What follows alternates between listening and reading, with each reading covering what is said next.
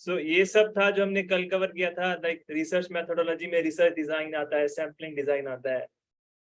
Research design हमने इससे पहले दिन कवर कर लिया था, बट सैम्पलिंग डिजाइन हमने कल कवर किया कि सैंपल क्या होता है, सैम्पलिंग का मतलब क्या होता है, सैम्पलिंग डिजाइन के अंदर क्या क्या आता है, target population, study population, sampling frame, sample size, sampling technique, sampling distribution.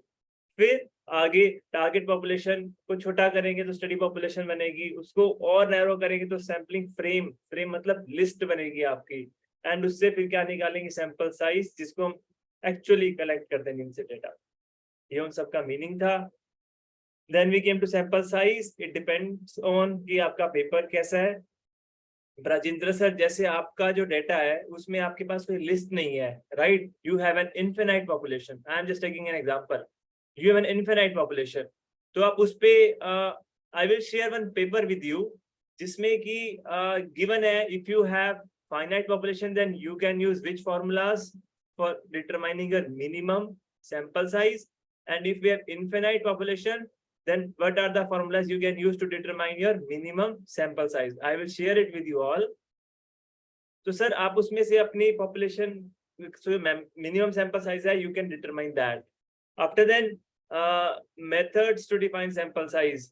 Sir ये this is probability sampling, non-probability sampling techniques, and इसमें हमने इसको डिस्कस नहीं किया था, and I told you कि these are the very very basic part. अगर आपको इसमें कोई डाउट हो then you can ask me. And we discussed the cluster and stratified sampling as questions asked by Seema ma'am. Then sampling distribution कि latest से कल हमारा 400 का सैंपल साइज आया था, तो उसको आप हर एक विलेज में से कितना कितना सैंपल कलेक्ट करेंगे, that is your sampling distribution, कि आप सैंपल को डिस्ट्रीब्यूट कैसे करते हैं। डेटा सोर्सेज सेकेंडरी डेटा ले रहे हैं तो आपको सेकेंडरी डेटा के सोर्सेज दिखाने पड़ेंगे कि from which data sources for how many years you are taking data and why, कितने साल का क्यों ले रहे हैं, you have to show proper sources for that. Now come to day 9 sir, this is second last day. सीधे किसी पता भी नहीं लगा कहाँ फर्स्ट डे था और कहाँ डे 9 था। And one information for you all, tomorrow we are going to have one game, research the bola as mentioned in the brochure. Sir उसमें बहुत मजा आएगा, सबको पार्टिसिपेट करना होगा, and I will ask you questions जिसमें कि हमारे सभी कॉन्सेप्ट्स अभी तक के वो रिवाइज भी हो जाएंगे एंड विनर भी उसमें से चूज किया जाएगा। Secondly tomorrow we have invited one of my friend who has just now entered into IIM Jammu. So हमने उससे invite किया है, so as we will take his experience, he will share his experience कि what are the efforts he have made, उसने क्या क्या किया, कैसे प्रपोजल बनाया, कहाँ से डेटा लिया, क्या क्या गलतियां की, क्या क्या अच्छा किया, and lastly how he did deal with his interview in IIM. So he will share his experience tomorrow. So don't miss tomorrow's class at any cost. Here we are, day 9. The first slide is analysis. Sir आपको इस picture को देख के what you are getting thinking of, कि इस picture को देख के आपको क्या लग रहा है? I am asking the question to you guys. इस पिक्चर को देख के आपको क्या लग रहा है? सर ऊपर लिखा है एनालिसिस। सर ये नहीं है, पिक्चर नहीं है सर, ये तो टेक्स्ट है सर। पिक्चर इतना पार्ट है सिर्फ, इतना part. Someone is trying to understand the trend or pattern of something. Okay, fine. Someone is trying to see, यहाँ पे ट्रेंड्स बने हुए हैं, कुछ पैटर्न्स बने हुए हैं, कुछ फिगर्स हैं, तो someone, this person, this researcher is trying to find out something new. Okay, fine. See, sir, actually this is the real data. He is trying to analyze the stock markets. हम stock markets को नहीं लेते हैं, simple data की बात करते हैं। Sir data से याद आया एक छोटा सा मुझे point. Okay, you guys tell me, data is singular or plural? Data word is singular or plural? Anyone? हम कितनी बार यूज करते हैं data data data? It's singular or plural? Sir, what is the singular form? Sir, don't know. Okay, sir. Sir, first answer you give right. It's plural, but singular form is datum. Let us say there is one figure, only 1.1. It is datum, but if it is 1, 2, more than 1, then it will be called as data. Make it short. Now, sir ये बंदा, इसके पास data था sir बहुत सारा, और उसको कुछ, उसने ट्रेंड्स बनाए, कुछ ग्राफ्स बनाए, कुछ फिगर्स बनाए, उसको एनालाइज करने की कोशिश कर रहा है. फाइन, एनालाइज करने की कोशिश कर रहा है. इन द सेम वे हम दो तरह के डेटा को एनालाइज करेंगे. इधर our study is descriptive. Descriptive मतलब कि there will be no figures, उसमें कोई भी 1 2 3 4 ऐसी फिगर्स नहीं होंगी. मतलब that is qualitative in nature. So qualitative में कोई भी तरह के नंबर्स के साथ हम डील नहीं करेंगे. जैसे लॉ में होता है, हम बहुत सारे केसेस को रीड करते हैं, बहुत सारी डिस्कशंस, बहुत सारी बुक्स को रीड करते हैं, बहुत सारे लॉस को रीड करते हैं, then we give our conclusion कि ऐसा ऐसा होना चाहिए. In descriptive paper we don't do any kind of analysis which is quantitative in nature. Sir quants हम पढ़ते हैं ना, क्वांट्स मींस ये कहां से बना? क्वांटिटेटिव से बना. क्वांटिटेटिव मतलब including numbers in it, right? तो sir this is quantitative data and second study होती है क्वालिटेटिव डेटा, जिसमें हम सिर्फ क्वालिटी की बात करते हैं कि ऐसा पेपर ये अच्छा है, ये बुरा है, इसमें कुछ ये लॉ इंप्लीमेंट होना चाहिए, ये लॉ इंप्लीमेंट नहीं होना चाहिए, इसकी जगह ये वाली अगर हम बात करेंगे तो अच्छा लगेगा, इसका इम्प्लीमेंटेशन अच्छा होगा इस बात का, ये वाला जो क्लॉज है वो नहीं होना चाहिए, इसको चेंज करना चाहिए. ये सब हम डिस्कस करते हैं. डिस्क्रिप्टिव क्वालिटेटिव बात करते हैं, सॉरी क्वालिटेटिव बात करते हैं. सर नाउ इधर इट इज क्वालिटेटिव, इधर इट इज क्वांटिटेटिव. आप कुछ तो रिजल्ट्स निकालेंगे उसमें से, कुछ तो फाइंड आउट करेंगे, राइट? नाउ एनालिसिस हमने किया, we come to findings. Findings come from the word find. Find मतलब कुछ मिल जाना. जैसे इस चार्ट को हम देखें तो इसको ये ट्रेंड मिल गया, और इसने ट्रेंड क्या देखा कि पहले वो डाउन जा रहा है, फिर वो अप गया, फिर थोड़ा सा डाउन गया, फिर अप गया, फिर थोड़ा डाउन जा रहा है. ये एनालिसिस, लेट्स मान ली ये जो लेंस है ये एनालिसिस का लेंस है, और इसकी जो ये रिजल्ट आया है, ये ट्रेंड मिला है, इसको क्या मिला? इसको फाइंडिंग्स मिल गई हैं सर, फाइंडिंग्स. अब ध्यान से समझना सर, ये बात आपको, ये थोड़ी बारीकी की बात है. When I was writing my paper, मुझे भी नहीं पता था ये बात, but when I was writing my A category paper, जब मैंने अच्छे पेपर्स को डीपली एनालाइज किया, then I got to know this difference, जो मैं आपको भी बताने जा रहा हूँ. सर फाइंडिंग्स का मतलब समझा रहा हूँ. Findings are the outcomes of the research process. Sir पूरी प्रोसेस जो एनालिसिस, गैप से लेके पूरा हमने एनालिसिस तक लगाया. ये क्या था? पहले हमने इंट्रो किया, फिर एलआर किया, फिर आरएम का पार्ट किया, फिर एनालिसिस किया. एनालिसिस से क्या निकल के आया? कुछ निकल के आया. क्या निकल के आया सर? फाइंडिंग्स निकल के आई. तो ये पूरी प्रोसेस करनी पड़ी हमें एनालिसिस तक पहुंचने के लिए. तो एनालिसिस क्या है सर? आउटकम है पूरी रिसर्च प्रोसेस का. एंड रिप्रेजेंट्स, क्या रिप्रेजेंट करता है? डिस्कवरीज, क्या डिस्कवर किया आपने? इनसाइट्स, क्या देखा, क्या एनालाइज किया? और द पैटर्न्स, क्या पैटर्न्स मिले आपको? That emerge from analyzing the data and addressing the research objectives, right? जो उसने पाया, जो कुछ खोजा, जो कुछ एनालाइज किया, that we will discuss in findings. वो बताएंगे findings को.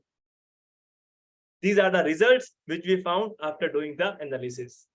अब सर यहाँ पे ध्यान से देखना सर, इसके अंदर हम क्या क्या रिपोर्ट करेंगे फाइंडिंग्स में, क्या क्या दिखाएंगे, मतलब जब हम फाइंडिंग्स को लिखेंगे तो. सर हमने ऑब्जेक्टिव क्रिएट किया था अपना.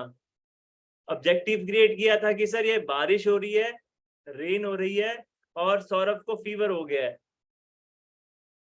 तो हमने बोला कि हम चेक करेंगे कि क्या रेन होने से सौरभ को फीवर हुआ या कोई और रीजन था. तो हमने एज्यूम कर लिया, क्योंकि बारिश हुई थी इसलिए हमने एज्यूम कर लिया कि रेन होने से ही सौरभ को फीवर हुआ है. हमने एज्यूम कर लिया. इसी को हम अपने रिसर्च की लैंग्वेज में भी call it as hypothesis. Hypothesis, assume कर लिया कि भैया ये जो रेन है ये ही कारण है फीवर का, मतलब रेन पॉजिटिव इंपैक्ट डालेगी फीवर के ऊपर. हमने सिर्फ ऐसा मान लिया सर, ठीक है. हमने एनालाइज किया, हमने फीवर चेक किया, एंड वी फाउंड कि हाँ यस यस रेन ही कारण है फीवर का, सौरभ का फीवर और रेन ही कारण है। तो हम फाइंडिंग्स में क्या बताएंगे, लेट अस से एक ही ऑब्जेक्टिव था हमारा ये वाला, तो हाइपोथेसिस भी एक ही बना, एजम्पशन भी एक ही बना। हियर वी विल टेल कि सर ऐसे ऐसे नंबर्स को हमने एनालाइज किया एंड वी फाउंड कि जो रेन थी वो पॉजिटिव इंपैक्ट डाल रही थी सौरभ के फीवर पे। हेंस जो हमारी एजम्पशन थी वो क्या थी, सही थी। या तो सही हो गया गलत हो गई, ये एजम्पशन थी हमारी। तो हेंस जो हमारा हाइपोथेसिस था सर वो सही था, वो एक्सेप्ट हो गया। अगर नहीं था सही तो हाइपोथेसिस गलत था, हमारी एजम्पशन गलत थी सर, वो एजम्पशन जो थी वो रिजेक्ट हो गई है, मतलब गलत थी मेरी एजम्पशन। सिंपल सी बात, इतना ही हम फाइंडिंग्स में दिखाएंगे, सिर्फ इतना कि साहब ये नंबर हमने पाया, ये नंबर्स हमको मिले एंड वी फाउंड कि जो हमारी assumption थी वो या तो सही थी या गलत थी, बस इससे ऊपर नहीं दिखाएंगे। I am showing you a paper जिसके अंदर ये सब कुछ है। सर देखिए देखिए सर ये पेपर है, पेपर समझने की कोशिश ना करिएगा सर, ये मेरे कॉन्टेक्स्ट में आपको समझ नहीं आएगा। आप सिर्फ फ्रेमवर्क समझिए, फ्रेमवर्क क्या चल रहा है, आप कुछ मत समझिए क्या लिखा हुआ उसमें, कुछ नहीं समझ आएगा आपको, छोड़ दीजिए। सर ये रिसर्च मेथोडोलॉजी पे आया, इसने रिसर्च मेथड सारी बताई यहाँ पे कि डाटा कहाँ से कलेक्ट किया, किस किस को लिया, किस चीज को नहीं लिया, वो सब इसने बताया। सर ये डेटा एनालिसिस किया इसने, ये सब इसने एनालिसिस कर रखा है सर, इसको छोड़ दीजिए, भूल जाइए कुछ है ये भी इसने एनालिसिस किया, कुछ भी निकाला इसके अंदर। सर मैं यहाँ पे आ रहा हूँ, सी यहाँ पे इसके अंदर इस स्टडी ने एक मॉडल बनाया जिसपे उसने 15 assumptions ली थी। सर आपको ये दिख रही हो कि हाइपोथेसिस मतलब assumptions मैंने अभी बताया, और इसके अंदर 15 assumptions है, H1 to H15, ये 15 assumptions है इसके अंदर, राइट। सिंपल हाइपोथेसिस लिया, assumption लिया उसने कि भाई जैसे पहला assumption ये था कि एटीट्यूड का कॉन्टिन्यूअस इंटेंशन पे कुछ पॉजिटिव इंपैक्ट रहेगा, परसीव्ड यूजफुल का कॉन्टिन्यूअस इंटेंशन पे पॉजिटिव इफेक्ट रहेगा, परसीव्ड यूजफुल का एटीट्यूड पे पॉजिटिव इंपैक्ट रहेगा। आप ये मत समझिए कि परसीव्ड यूजफुलनेस क्या है, बस ये समझिए क्योंकि वेरिएबल है। हमने यहाँ लिया था बारिश, यहाँ पे लिया था सौरभ को फीवर, हमारे पास एक ही assumption थी। अब how to show it sir, how to show it. Sir देखिए ये क्या बोल रहा है, the results found that attitude and perceived usefulness has significant influence on continuous intention। हम लिखेंगे the results found that rain is positively affecting Saurav's fever। Okay ये कुछ वैल्यूज है, बीटा टी वैल्यू सिग्निफिकेंस, ये भूल जाइए सर, ये ऐसे दिखा रखी है इसने। thus confirming hypothesis 1, इसीलिए जो हमारा पहला assumption था वो कंफर्म हो गया, मतलब सपोर्ट हो गया। हाइपोथेसिस 1 एंड हाइपोथेसिस 2, इसने यहाँ बताया कि भैया ए वेरिएबल बी पे पॉजिटिव था, हमने भी पॉजिटिव बोला था assumption में, इसलिए हमारे assumption जो है वो पहली दो assumption ठीक हो गई है सर।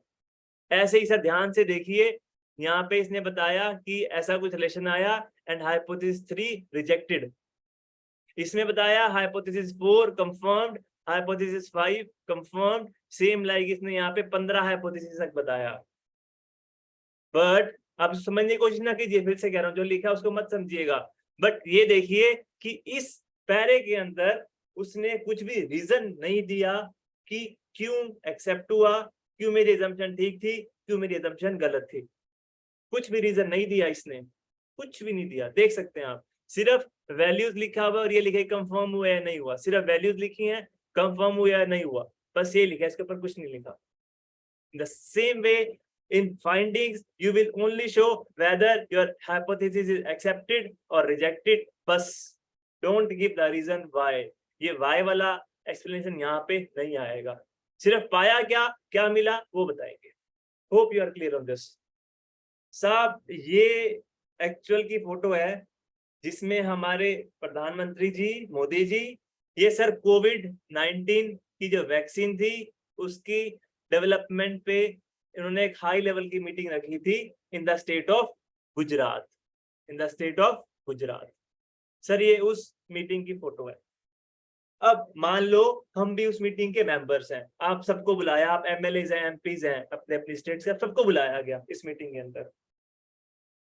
सर हमारी 4 घंटे की मीटिंग चली, 4 घंटे की मीटिंग चली, हमको पता तो है देखो कोविड है, नाउ वी हैव फाउंड, हमारी फाइंडिंग्स क्या है कि साहब इंडिया में कोविड है, फैल रहा है कोविड और लोगों को है कोविड, ये हमारे फाइंडिंग्स हैं।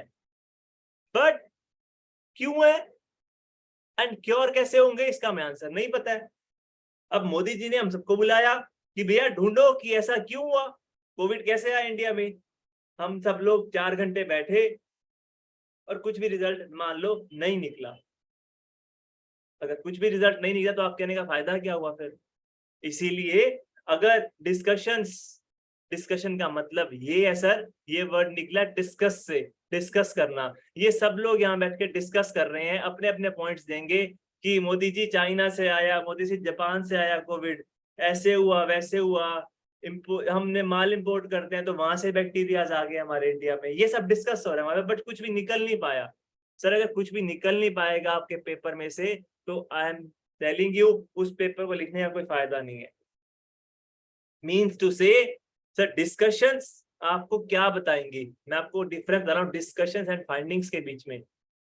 एक लेडी डॉक्टर के पास गई, अपनी बीमारी बताई कि मुझे पीठ में दर्द रहता है, एंड नाउ डॉक्टर ने कहा कि मैम आपके एक्सरे के हिसाब से ये L3 एंड L4 जो बोन है आपके बैकबोन में, यहाँ पे गैप है, बस इतना बताया यहाँ पे गैप है और इसलिए आपको दर्द रहता है।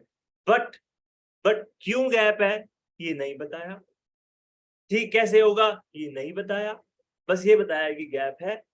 एक और एग्जांपल ले रहा हूं मैं, सौरभ को फीवर हो गया, सौरभ को फीवर हो गया, बट क्यों हुआ ये कौन बताएगा, ये सब डिस्कशंस बताएंगे कि reasons, what were the reasons कि सौरभ को फीवर हुआ। Sir infections that can cause a low grade fever, शायद वो बारिश की वजह से ना हुआ हो, शायद वो कोविड की वजह से हुआ हो, शायद ईयर इन्फेक्शन या शायद थ्रोट इन्फेक्शन की वजह से हो। ऐसा बहुत बार होता है कि हमारा गला खराब होता है, हमने कुछ खट्टा खाया और हमें फीवर हो गया, शायद उसी टाइम पे बारिश आ गई हो, मैंने कुछ खाया, मैंने गोलगप्पे खाए, मुझे फीवर हो गया, उसी दिन बारिश आ गई, आपको लग रहा है कि इस रेन की वजह से सौरभ का फीवर हुआ है। बट इन अवर एनालिसिस हम देखेंगे कि साहब सौरभ को फीवर क्यों हुआ और डिस्कशंस में बताएंगे कि ऐसा क्यों हुआ। तो इन रीजन क्या था सर उसका, सेम लाइक डिस्कशन में सर देखिए अब क्या बताने वाले हम। सबसे पहली बात इंटरप्रिटेशन ऑफ फाइंडिंग्स, हमने जो फाइंडिंग्स करी कि rain is positively affecting Saurabh fever, now here we will give the reason, sir reason कि सर बारिश हुई, सौरभ की बॉडी का टेम्परेचर जो था वो कम हो गया, उसकी इम्यूनिटी कम थी, उसको बैक्टीरियाज ने घेर लिया, इसीलिए उसको फीवर हुआ। समझ रहे हैं मेरी सर बात। You will give the reason, you will explain the meaning and significance of the results in relation to this research question। ये तुम्हारा रिसर्च क्वेश्चन था ना सर, रिसर्च क्वेश्चन क्या था कि क्या बारिश होने से फीवर होता है, आपने रिजल्ट्स में पाया कि हाँ होता है। Now here you will tail region कि बारिश होने से फीवर क्यों होता है और क्यों हुआ। आपका रिसर्च क्वेश्चन को आप यहाँ पे आंसर करेंगे एक्चुअल में। We will discuss the reasons behind the results we found. We highlight important patterns, trends, relationship that emerge from the data analysis. सबसे पहली बात तो इंटरप्रिटेशन सर। दूसरी बात sir comparison with current literature. मैं ये बताऊंगा कि सौरभ को फीवर हुआ, सौरभ पंजाब में रहता है, बट जो बाकी लोग में रहते, लोग जो महाराष्ट्र में रहते हैं, लोग जो लेटर से साउथ में रहते हैं, लोग जो कैलकाटा में रहते हैं, लोग जो पुणे में रहते हैं, लोग औरंगाबाद में रहते हैं, लोग हरियाणा में रहते हैं, वहां पे भी तो लोगों को फीवर हुआ होगा। तो हम फाउंड करेंगे कि साहब जो महाराष्ट्र में स्टडी हुई थी उन्होंने क्या पाया था कि क्या बारिश होने से फीवर होता है, साउथ में कैलकाटा में स्टडीज ने क्या पाया था कि क्या बारिश होने से फीवर होता है, हाँ या ना, या तो पाया होगा हाँ होता है या पाया होगा नहीं होता है। ऐसे ही हर एक बहुत सारे रिसर्चर्स ने इस पे स्टडी की होगी और पाया होगा कि भैया होता है, कि भैया नहीं होता है, कि होता है, नहीं होता है, नहीं होता है, होता है, होता है, नहीं होता है। तो हियर यू विल कंपेयर कि साहब मैंने तो ऐसा पाया, बट हाँ एक रिसर्चर है गुंजन सर, उन्होंने कहा हरियाणा में स्टडी की थी एंड ही फाउंड कि साहब वहां पे भी ऐसा ही होता है। एक और रिसर्चर है कलकत्ता में, उन्होंने पाया कि नहीं यहाँ पे ऐसा नहीं होता है। Then you will give reason to it कि साहब शायद पंजाब का जो एनवायरमेंटल जो एक कॉम्पोजिशन है उसके अंदर बैक्टीरियाज ज्यादा है, एंड माइट बी रीजन कि यहाँ पे एग्रीकल्चर ज्यादा है इसलिए बैक्टीरिया ज्यादा है, इसीलिए यहाँ पे फीवर जल्दी कैच कर लेता है।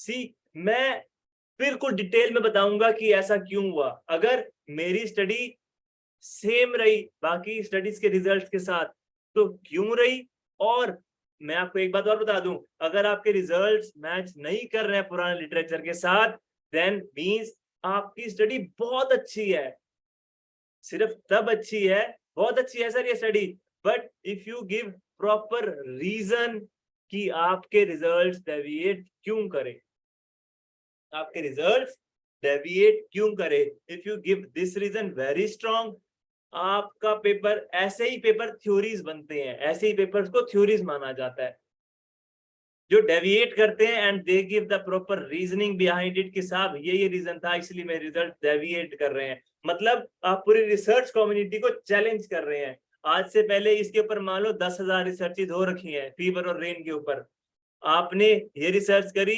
10,000 एक नंबर पे आपकी रिसर्च थी, 10,000 में से 9,000 ने पाया कि रेन से ही फीवर होता है, आपने बोला कि नहीं साहब ये सब लोग गलत है, ऐसा नहीं होता है। तो समझिए ना आपकी पेपर की स्ट्रेंथ कितनी है, आप सबको झूठा ठहरा रहे हैं।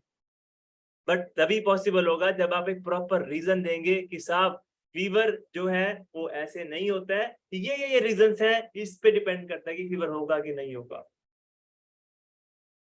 लेटेस्ट से पहले लोग मानते थे कि sun revolves around the earth और ऐसा ही सब जगह माना जाता था, बट आफ्टर देन एक रिसर्चर ने खोज करी और बोला कि नहीं sir earth revolves around the sun, उसने पूरी दुनिया को एक ही दिन में गलत ठहरा दिया and he was right. In the same वे अगर आपके रिसर्च में ऐसे रिजल्ट्स आ रहे हैं that's very good, but you must have a proper reasoning behind that same. Third thing is explanation of unexpected or contradictory results, ये मैं आपको discuss कर चुका हूँ सर, ये हम बताएंगे डिस्कशन में। नाउ फाइंडिंग्स में वी टोल्ड कि सर न्यूमेरिकली क्या क्या रिजल्ट्स आए और हाइपोथेसिस एक्सेप्ट हुआ या रिजेक्ट हुआ।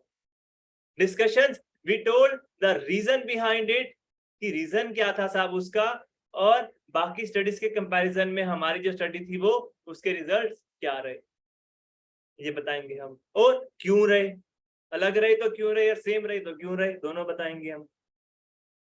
Now okay let me show your paper जिसमें कि रीजन दिया हुआ है कि ऐसा क्यों हुआ, साथ आपको दिखाता रहूंगा ना मैं। Sir discussions, right, discussions.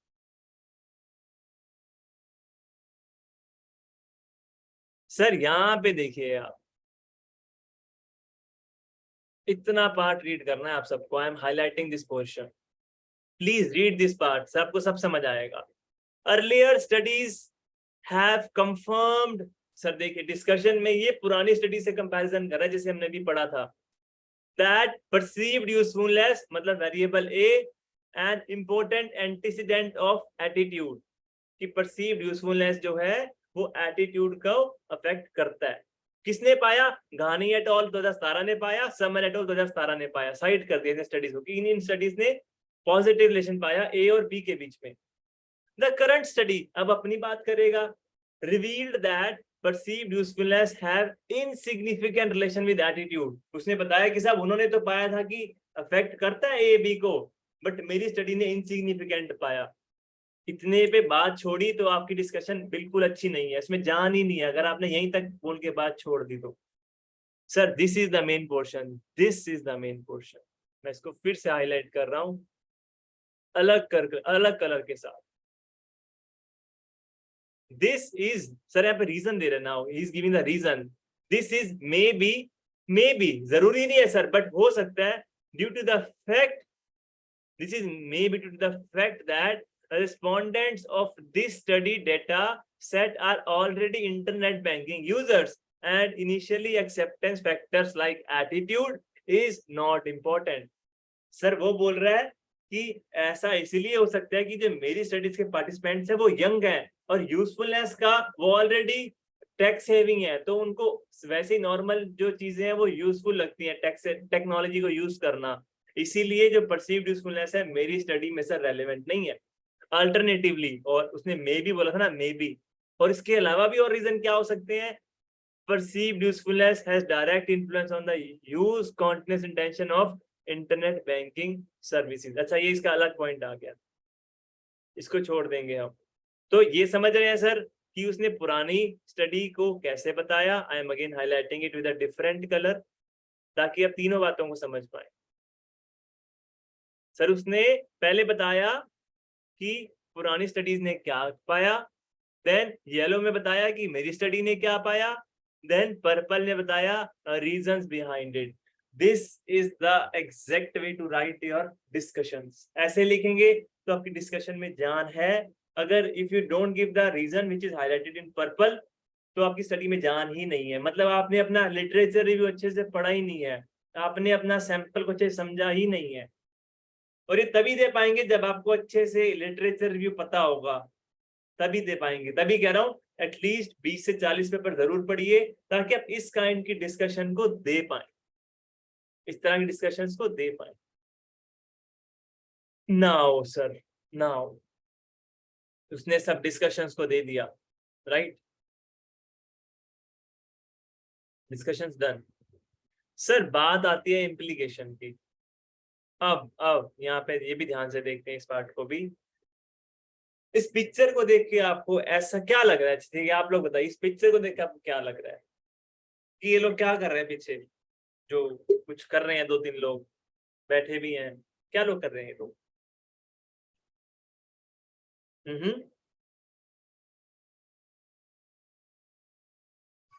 मैं आप लोगों से पूछ रहा हूँ। They are showing the result, maybe means whatever they have the data, so comparing that, showing मैं रिसर्च एक्सपर्ट को छोड़ दीजिए, सिर्फ जब हम पिक्चर में दिख रहे हैं उसको उसका आंसर दीजिए। लीव द रिसर्च एक्सपर्ट, भूल जाइए कुछ okay, okay. भूल जाइए उसको।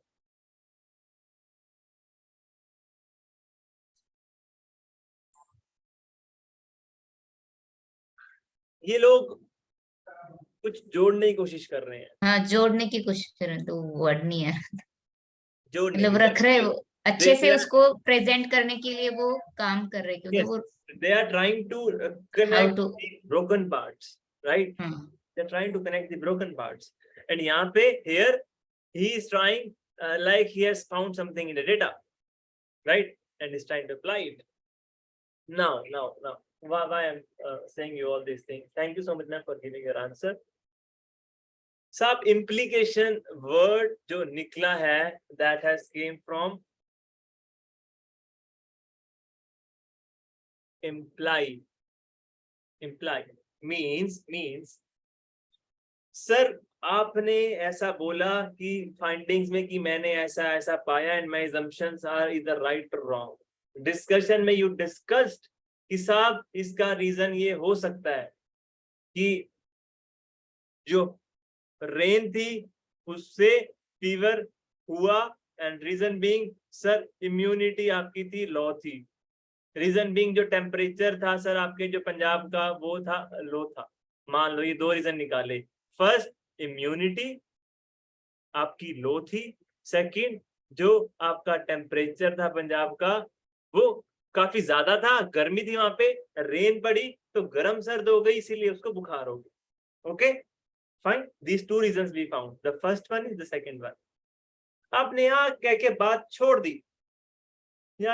छोड़ दी, now your research is incomplete unless and otherwise you tell कि साहब इसको प्रैक्टिकली कैसे आपको लोगों की लाइफ में, हमारा रिसर्च का मतलब क्या है कि जो भी हम फाइंड आउट कर रहे हैं वो हमारी लाइफ को इम्प्रूव करे ना, लिविंग स्टैंडर्ड को इम्प्रूव करे, हमारी प्रॉब्लम्स को सॉल्व करे।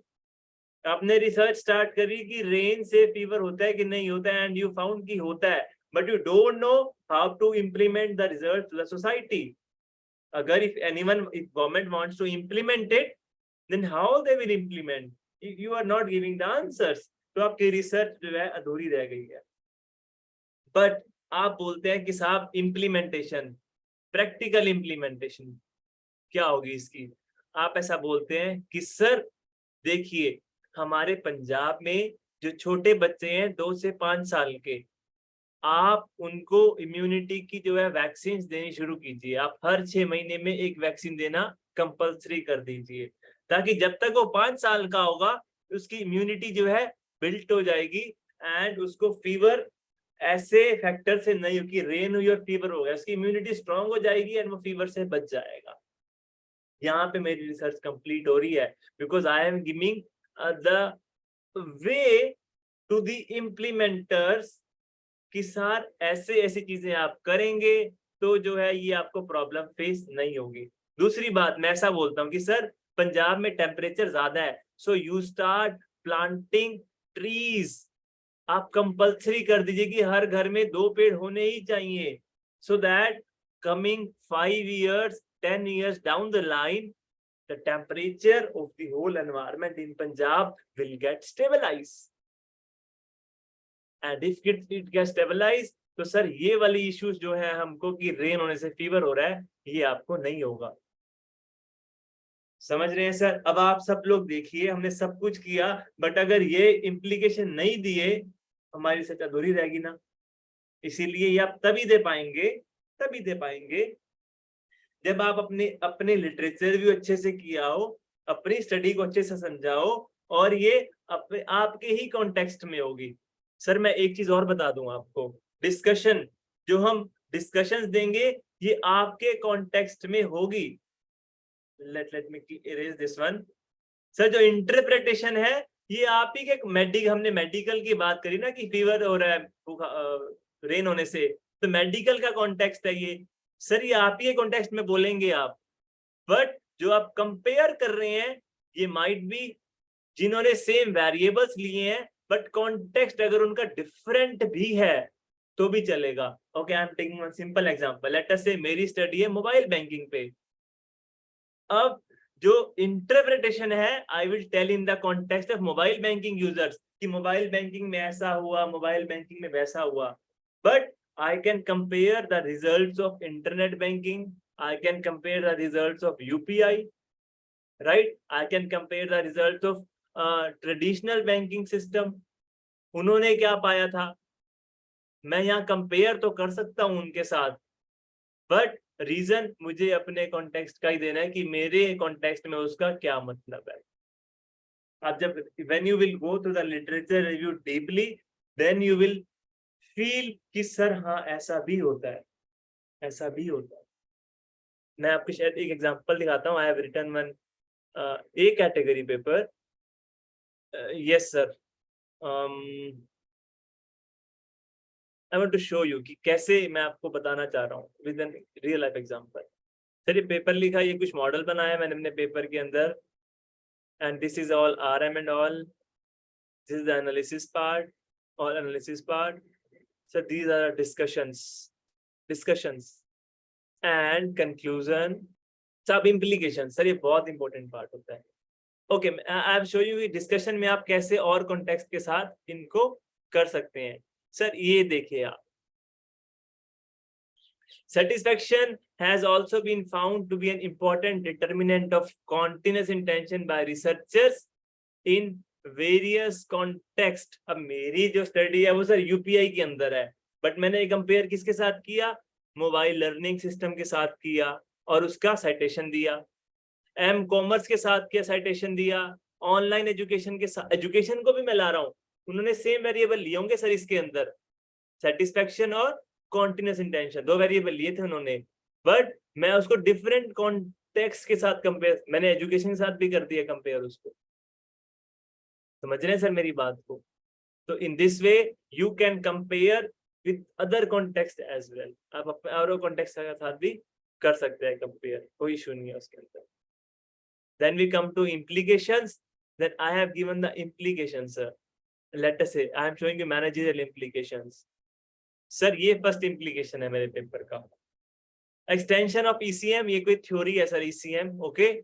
Confirm that constructs integrated into the new developed extended ECM are vital. मतलब बेसिकली बोल रहे हैं कि जो मेरा मॉडल है वो सर अच्छा बना है, ठीक है, ये ऐसा बोल रहा है। By gaining a nuanced understanding of the multifaceted construct of यहाँ पे सीधी बात कर रहे हैं कि satisfaction और autonomous extrinsic motivation, ये दो वेरिएबल्स हैं, हमने इसमें लिंक पाया और इसमें इसका इम्प्लीकेशन क्या हो सकता है? Payment companies can effectively redefine their marketing strategies. पहली बात है पेमेंट कंपनीज के लिए कि वो मार्केटिंग स्ट्रेटजीज को रीडिफाइन करे and offer merchants a payment system that is deemed convenient and valuable। तो यहाँ पे मेरी स्टडी का एक्चुअल एडिशन हुआ है, ये सोसाइटी में जाएगी और बताएगी पेमेंट कंपनीज को कि साहब आप ऐसा करेंगे तो आपके लिए यूजफुल है, आप ऐसा करेंगे तो आपके लिए यूजफुल है। मैं और भी आपको दिखा देता हूँ, यहाँ पे कुछ रिजल्ट्स मैंने बोले, right? This process will lead to the development of more tailored personalised services for increasing satisfaction and further analysis the continuous intention. अगर ऐसा होगा तो जो मर्चेंट्स हैं उनकी कॉन्टिन्यूअस इंटेंशन बढ़ेगी और एट लास्ट कंपनीज जो है सरवाइव कर पाए। तो सर ये that I want to discuss you कि इम्प्लीकेशंस का मतलब क्या है कि आप उसको प्रैक्टिकली सोसाइटी में कैसे इंप्लीमेंट करोगे, that is known as implication. Okay, and implication of three types. The first one is theoretical implication, the second one is practical implication and the third one is social implication. Simple बता रहा हूँ, means समझने की कोशिश कीजिएगा। Sir theoretical implication बात करता है कि आपने थ्योरी में क्या एडिशन किया। मैं यहाँ पे थ्योरी का मतलब ये नहीं कह रहा हूँ कि जिन लोगों ने पेपर में थ्योरी ली है उसी पे बेस है, no sir. Theory mean sir knowledge जो है सर, जो नॉलेज का पूल है ओवरऑल। लेट अस से मैं लॉ की स्टडी कर रहा हूँ, लॉ में मैंने सुसाइड पे स्टडी किया, ओके, मैंने पाया कि साहब ऐसा एक लॉ पास करो कि जिसने अटेम्प्ट टू सुसाइड किया, आप सर वैसे नॉर्मल लॉ है कि जो सुसाइड का अटेम्प्ट करेगा उसको आप जेल में डाल दोगे या उस पर आप फाइन लगाओगे, पेनल्टी लगाओगे, because it is a crime. But आपकी स्टडी ने ऐसा पाया कि सर जो अटेम्प्ट टू सुसाइड है they should be given the proper medical treatment और उनको ऐसा जेल में या पेनल्टीज ना लगाई जाए। Now you find this one, right? Means जो जितने भी लॉज रिलेटेड टू सुसाइड आपने उसके अंदर एक एडिशन कर दी है। कौन सी एडिशन? जो आपकी स्टडी ने पाया, राइट? मींस आपकी जो स्टडी है उसने थ्योरी के अंदर एक एडिशन कर दी है, सोर्स ऑफ नॉलेज को एक्सटेंड कर दी है। These are the theoretical implications. They contribute to the existing body of knowledge and theoretical frameworks in the field. It involves extending or redefining existing theories, proposing new concepts and frameworks. मतलब सिर्फ academy के related आपने जो भी addition करा वो किस में आएगा? थ्योरेटिकल फ्रेमवर्क में। Sir practical implications I told you कि आप प्रैक्टिकल कैसे इंप्लीमेंट करेंगे कि सर बैंक्स जो हैं वो यूपीआई को इनबिल्ट करेंगे तो ज्यादा कस्टमर्स आएंगे, या फिर पंजाब में अगर आप ट्रीज लगाएंगे तो टेम्परेचर उसका कम हो जाएगा और फीवर नहीं होगा। आप सोसाइटी में बता रहे हैं कि इस पर प्रैक्टिकल कैसे इंप्लीमेंट करना है। आप अगर बच्चों को वैक्सीन देना शुरू कर देंगे लगातार 3 से 5 साल तक उनकी इम्यूनिटी स्ट्रांग हो जाएगी, उनको फीवर नहीं होगा। सो आप बता रहे हैं कि प्रैक्टिकली मेरी स्टडी क्या कंट्रीब्यूट कर रही है। And the last one social implications, कि सोसाइटी के लिए क्या बेनिफिट हो सकता है फ्रॉम माय स्टडी।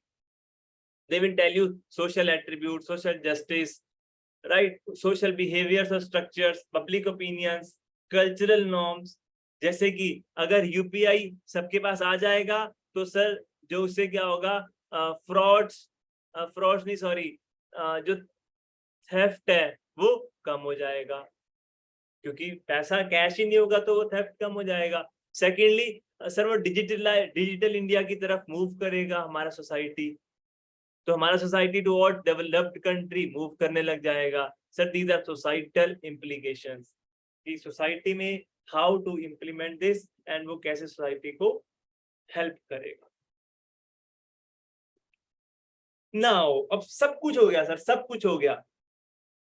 हमने मैगी बनाना सोचा था, मैगी बन चुकी है, मैगी खा चुके हैं, राइट। नाउ आप सब चीजों को समड अप कर देंगे सर, समराइज कर देंगे in just one para. One para means around 10 to 15 lines में आप समराइज कर देंगे कि सर यहाँ से हमारा रिसर्च गैप हमारा ये था, we have done to the literature review, sorry research problem ये थी, राइट। वहां से फिर रिसर्च गैप ये निकला, वहां से हमारा ऑब्जेक्टिव ये निकला, देन वी डू एनालिसिस, हमने एनालाइज किया, then we found the results के बाद हमने डिस्कशंस में क्या डिस्कस किया, then what are the implications and also sir implications हमने क्या ली थी, and this all you will conclude in the conclusion. Conclusion mean sir conclude कर दो बात को, खत्म, मतलब एक समराइज करके खत्म कर दो बात को, सो दैट ये किसके लिए होगा, जिसको पेपर रीड करना नहीं आता है। Now one point for you from this conclusion. If you are new to the paper, आप LR नया कर रहे हैं, आपको पेपर समझ में नहीं आ रहा है, तो you can read the conclusion. Paper read कीजिए, but conclusion से it will be easy for you to get कि वो क्या कहना चाह रहा है पेपर में, क्योंकि वो समराइज कर रहा है ना सब चीजों को। आपको काफी चीजें समझ आएंगी, काफी चीजें समझ नहीं आएंगी पेपर के अंदर, बट फ्रॉम कंक्लूजन उसमें कोई भी न्यूमेरिकल बात, ही विल नॉट से एनी न्यूमेरिकल थिंग, वो सब बताएगा कि मैंने क्या किया, कैसे किया, क्या पाया, क्या नहीं पाया, और ये मेरी इम्प्लीकेशंस है। He will conclude all of his paper in the conclusion section. Last part, the very last part, limitations. साहब आप बताएंगे कि मेरी स्टडी की कमियां क्या है। अब कमियां ऐसे नहीं है कि मतलब मैंने क्या, कमियां ऐसे बताएंगे कि जैसे एग्जाम्पल, मैंने अपना स्कोप लिमिट किया सिर्फ हरियाणा तक, तो मेरी स्टडी की कमी रह गई है। सी बेसिकली जो कमियां आएगी, limitation will come from the scope, scope से आएंगी। आपने जैसे जैसे नैरो डाउन किया जिन जिन चीजों को, मतलब वो चीज आपने नहीं ली है। सी आपका रिसर्च प्रॉब्लम इतना बड़ा था, रिसर्च प्रॉब्लम, आपका रिसर्च गैप इतना था, और रिसर्च ऑब्जेक्टिव इतना था, राइट, ऑब्जेक्टिव इतना था, प्रॉब्लम इतनी बड़ी थी, तो ये चीजें हमने नहीं ली है ना, we have left these things behind. इस पे बाकी लोग काम कर सकते हैं, हाँ जी कर सकते हैं, तो ये क्या बन जाएगा, सर मेरी स्टडी में इंक्लूड नहीं की मैंने, so these are my limitations, but बाकी लोग ले सकते हैं, तो ये क्या बन जाएगी, बाकी लोगों के लिए फ्यूचर स्कोप। हम बात करते हैं ना कि सर अच्छा कंप्यूटर साइंस में क्या स्कोप है आजकल, जॉब मिल जाएगी, MBA के बाद क्या स्कोप है, अच्छी जॉब मिल जाएगी, इसीलिए मतलब फ्यूचर में क्या स्कोप है, same the same way in terms of research, कि बाकी रिसर्चर्स के लिए क्या स्कोप है, वो किस वेरिएबल पे काम कर सकते हैं, किस एरिया पे काम कर सकते हैं, किसी और थ्योरी पे काम कर सकते हैं, उनके लिए क्या स्कोप है। हम जब उनके लिए स्कोप छोड़ देते हैं तो आपकी रिसर्च एक अच्छी बन जाती है। सी लेट अस से मेरी स्टडी पंजाब पे है, तो मेरी पहली लिमिटेशन क्या आएगी कि I have not covered other states, तो ये रिसर्च को आप बाकी स्टेट्स में एक्सटेंड कर सकते हो। दूसरी बात, I have taken only those users who are using mobile banking. आप प्रोस्पेक्ट्स भी ले सकते हो कि जो करेंगे, जिन्होंने लिया नहीं है but they are intended to use the mobile banking, उनका मन है करने का। Example, I just give an example, जैसे हमने चाय वाला एग्जाम्पल लिया था कल कि सर सैम्पलिंग में कि जो लोग चाय पीते हैं, राइट, हमने वही लोग लिए जो सिर्फ चाय पीते हैं मान लीजिए, तो हमारी लिमिटेशन क्या होगी, हमने वो लोग नहीं लिए जो चाय और कॉफी दोनों पीते हैं। तो ये हमारी लिमिटेशन है, बट अगले रिसर्चर के लिए क्या बन जाएगा, फ्यूचर स्कोप बन जाएगा कि वो रिसर्चर तो चाय और कॉफी दोनों पीते हैं। तो जैसे जैसे हम लिमिट करते हैं अपनी स्टडी को, वो चीजें हमारी लिमिटेशन बन जाती हैं और बाकी रिसर्चर्स के लिए फ्यूचर के लिए डायरेक्शन बन जाती है। सर इसीलिए तो when we try to find our research problem, जो मैंने आपको एक्सेल बनाने को बोला, there is a point that you have to write down the limitations and future scope of the other studies. यहीं से you will get your way कि आप किस पे काम कर सकते हैं। हमारी सर रिसर्च अगले रिसर्चर के लिए रिसर्च प्रॉब्लम यहीं से जनरेट होगी सर, यहीं से जनरेट होगी, तो हमारे लिए भी यहीं से जनरेट होगी, क्योंकि बाकी रिसर्चर्स हमको फ्यूचर डायरेक्शन देके छोड़ जाते हैं कि सर इन एरियाज में स्टडीज नहीं हुई है, you can think of doing studies in these areas, you can think of doing taking these variables in this studies, आप ये ऐसे ऐसे मेरी स्टडी को एक्सटेंड कर सकते हैं। यही हमारे लिए रिसर्च प्रॉब्लम का एक सोर्स बन जाता है। दैट इज वाई रिसर्च, अभी इस रिसर्चर ने क्या किया, पूरी रिसर्च करी और एक फ्यूचर डायरेक्शन छोड़ दी अगले के लिए। Now next will come, take the research from this point, अभी इस पे दोबारा से रिसर्च करेगा वो, इसीलिए that's why we call it as research, not only search, research. अब ये खुद सर्च करेगा, अगले के लिए फ्यूचर डायरेक्शन छोड़ जाएगा। Now next researcher will come and take the topic from here and will do further research, फिर वो अगले के लिए गैप छोड़ जाएगा, फिर वो उस पर रिसर्च करेगा।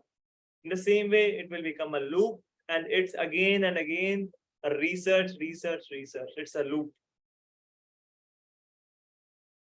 It also comes from the analysis portion कि मान लो मैंने एक टूल लगाया, दूसरा टूल नहीं लगाया, वो टूल लग सकता था, तो आई कैन से कि सर ये टूल लगा के आप काम कर सकते हो।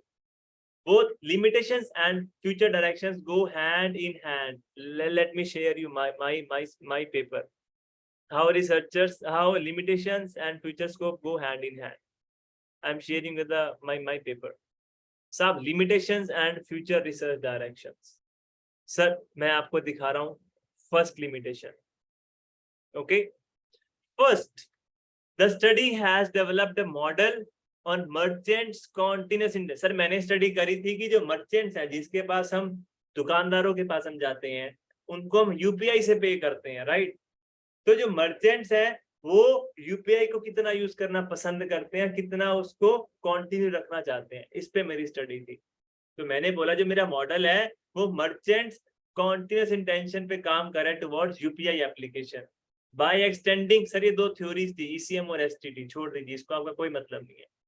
बट सर यहाँ मैंने क्या बोला, इट लैक्स, मतलब ये लिमिटेशन है स्टडी की, it lacks merchants actual continuous use and further recommendation to use. But इसमें मैंने मेजर नहीं किया है कि वो एक्चुअली में यूज करेगा या नहीं करेगा, सेकेंडली वो दूसरों को रिकमेंड करेगा या नहीं करेगा, ये मैंने मेजर नहीं किया है, which can be taken into consideration for future research. तो मान लो आप मेरा पेपर रीड कर रहे हो, from here you get point कि हाँ यार मैं रिकमेंडेशन पे काम कर सकता हूँ। Second, the study has extended the research model with autonomous and controlled extrinsic motivation. Sir एक मोटिवेशन है, मैंने सिर्फ एक्सट्रिंसिक मोटिवेशन लिया पेपर में, राइट? फ्यूचर ये मेरा क्या था, लिमिटेशन था।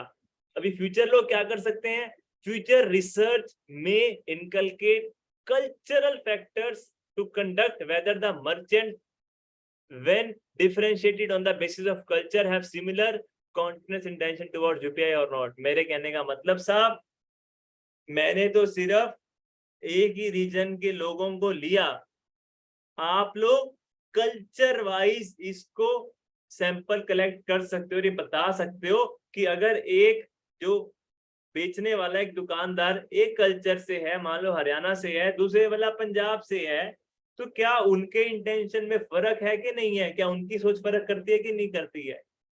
अगर आप मेरा पेपर पढ़ रहे हैं, you will get a point कि साहब मैं कल्चरल फैक्टर्स को इंक्लूड कर सकता हूं ऐसे रिसर्च के अंदर, राइट?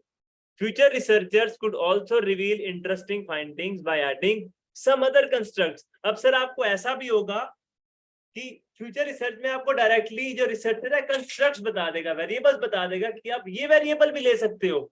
कई बार हम लोग औरों के पास जाते हैं, जैसे मेरे केस में था, मैं आईआईटी वाले प्रोफेसर सर के पास आए, राइट हिम अ मेल कि give me a research problem, या मुझे वेरिएबल्स बताओ मुझे किस पे काम करना है।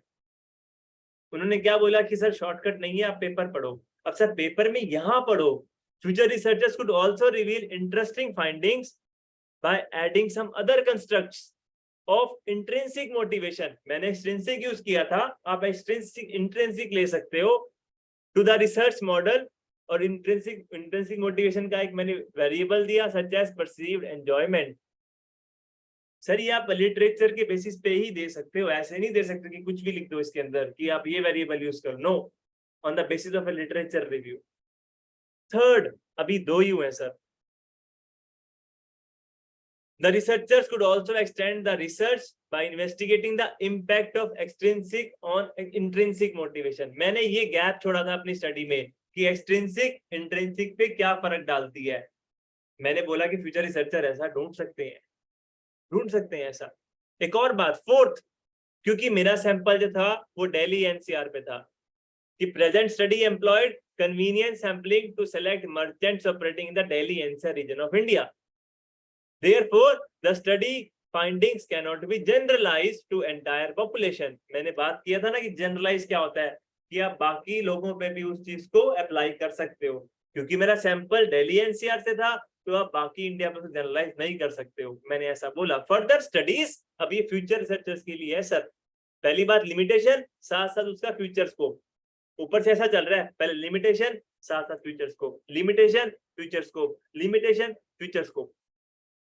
Future studies may replicate the study across merchants from different countries. Sir आप उसको different states, different countries पे भी कर सकते हो। Last line. Fifth, the study did not examine how to use and suitability of UPI may vary across different business lines and products. Sir ये कहना चाह रहा है कि हमने ये एनालाइज नहीं किया कि जो मर्चेंट्स थे, वो जो कपड़ा बेचने वाले थे, उनका यूपीआई, उनका क्या थॉट था यूपीआई के ऊपर, या उनके ऊपर यूपीआई ने क्या इम्पैक्ट पाया। जो फ्रूट्स बेचने वाला था, उनके बिजनेस पे यूपीआई ने क्या इम्पैक्ट पाया। जो स्टील बेचने वाला था, उनके बिजनेस पे यूपीआई ने क्या इम्पैक्ट पाया। सर हमने ना जो मर्चेंट्स है उनको बिजनेस वाइज स्प्लिट नहीं किया, वैसे we have not analysed. This presents an avenue, sir, एक opportunity है for future researchers to understand merchants' perception towards UPI for diverse business models. Sir वो अपने सैंपल में अगर अलग अलग तरह के जो बिजनेस मॉडल्स हैं उन मर्चेंट्स को लेके उनको कंपेयर करें, तो वो एक अच्छी रिसर्च कर सकते।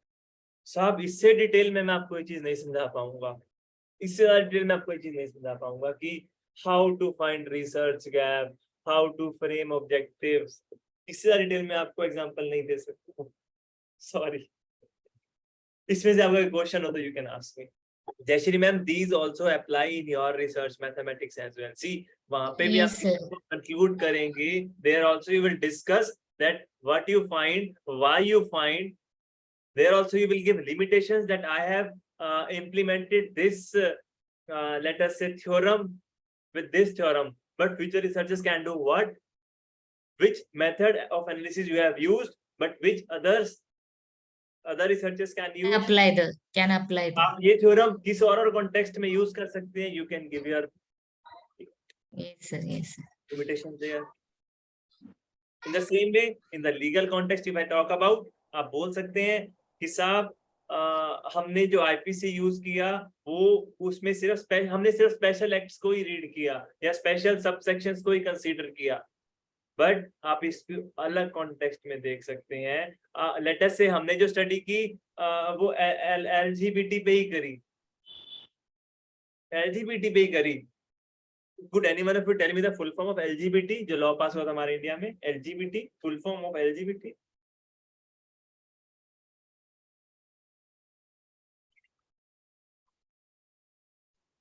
Yes, anyone? Full form of LGBT, come on. So all the sessions are fantastic. Learn a lot and must apply in my future research. Oh, thank you so much, sir. This is our main objective. This is our main objective having this workshop. Sir, LGBT full form नहीं पता आपको? Please don't say like that. Sir, lesbian, gay, transgender, Sir, B for bisexual. bisexual, lesbian, gays, bisexual and transgenders. और भी बहुत सारे हैं sir. Plus last मतलब last में प्लस है और भी बहुत सारे. हाँ जी सर, मैं सिर्फ LGBT पूछा, बाकी और भी हैं sir. Thank you so much. Thank you for giving an answer. Let us say I have done a study in law on LGBT only, but I can extend it of doing it on the normal public as well. मैंने जो LGBT का law पास हुआ उन पे सिर्फ LGBT वाले लोगों को सैंपल लिया and I asked their reviews कि उनको कैसा लगा, बट मैंने नॉर्मल पब्लिक को छोड़ दिया. और लेट अस से मैंने सिर्फ नॉर्मल पब्लिक को लिया, मैंने LGBT को छोड़ दिया कि उनके क्या रिव्यूज हैं उस लॉ के ऊपर. तो ये मेरा लिमिटेशन भी है और फ्यूचर रिसर्चर के लिए फ्यूचर स्कोप भी है कि he or she can consider the LGBT population while analyzing their data. Right? मतलब basically I am telling the framework, आप अपने अपने कॉन्टेक्स्ट में उसको अप्लाई कर सकते हैं. Don't stick to this only one context. मैंने वही बोला था Jayashree ma'am, you asked me a question in the first class कि मैम माय कॉन्टेक्स्ट कि sir my context is different and I told you कि मैम जो बीज होता है वो हर पेड़ का सेम होता है. राइट? yes, हर एक पेड़ अलग तरीके से ग्रो करेगा, उसकी ब्रांचेस अलग होंगी, हाइट अलग होगी, विड्थ अलग होगी, फ्रूट्स अलग देगा, बट बीज सेम डलेगा. Ma'am in the same way in when we come to research, sir base same रहेगा, बट फॉर्मेट जो है, जो बेसिक्स है वो दैट विल बी सेम. इसके बाद कुछ नहीं रह गया है. इसके बाद I will teach you how to use LinkedIn and आप सब लोग आज लिंक्डइन अकाउंट बनाकर ही जाएंगे, नहीं तो मैं जाने नहीं दूंगा आपको. yes sir, definitely we will do. आज आप सब लोग लिंक्डइन अकाउंट बना के जाएंगे and I will show you how to write a message, उस मैसेज को फ्रेम कैसे करना है and how to send it to any professor. Okay?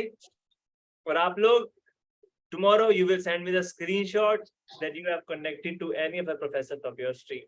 You have to send it. Sir, one more thing can I ask? Yes ma'am, please ma'am. वो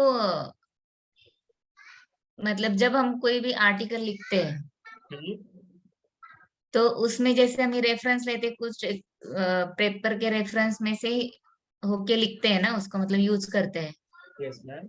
तो जब plagiarism में कुछ अटक ज्यादा हो जाता है, परसेंटेज आउट ऑफ 29, तो मतलब मैंने ऐसे सीनियर से सुना था कि हम फिर उसको थोड़ा सा अपनी लैंग्वेज में लिखते हैं या तो फिर उसको ग्रामेटिकली चेंज करते हैं. रेफरेंसेस को मैम? नहीं, रेफरेंस को नहीं सर. एक मैंने डेफिनेशन उठाई है अभी, सपोज मैम इंटरप्रेट करना है मुझे.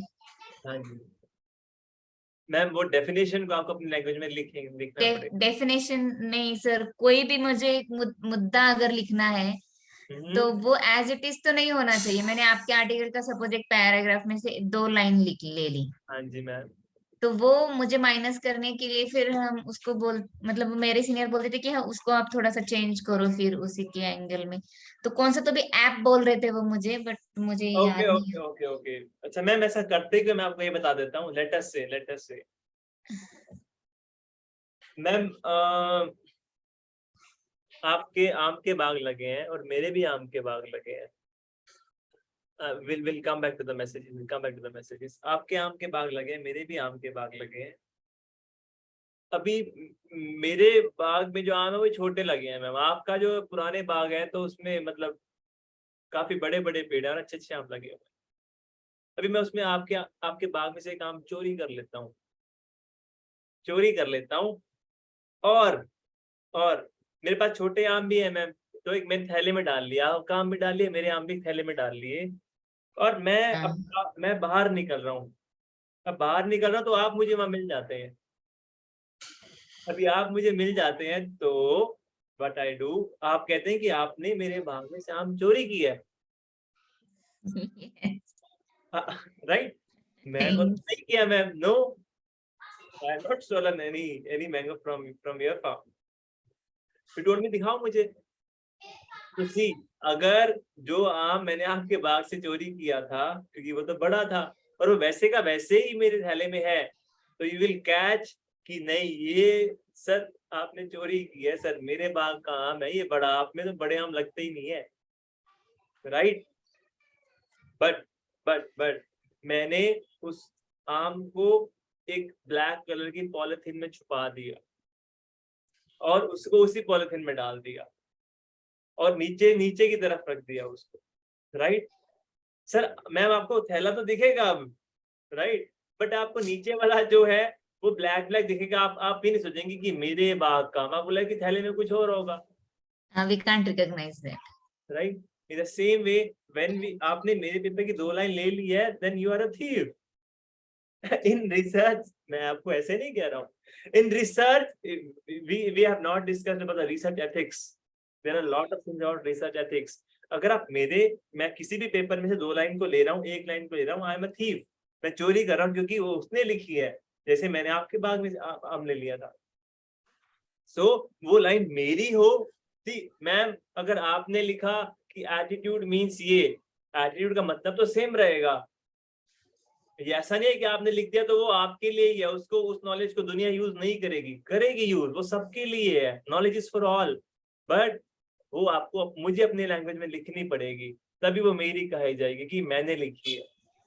You can not use the same and the tool you are sir asking. But मेरा क्वेश्चन ये तो था ये कि जैसे tool- कभी tool कभार, you- जैसे अभी वी आर फ्रॉम महाराष्ट्र, तो मेरा लोकल मराठी लैंग्वेज है, ओके मैम, तो some time we haven't any knowledge, some time तो हम फिर हेल्प लेते हैं ना कि हम कैसे उसको अलग तरीके से लिखें, यस मैम, मतलब समझ में कॉन्सेप्ट आ जाता है बट हम लिख नहीं पाते उस। got it ma'am, got it ma'am, there are a lot of tools, you can write it down. The first one is ChatGPT. Yes.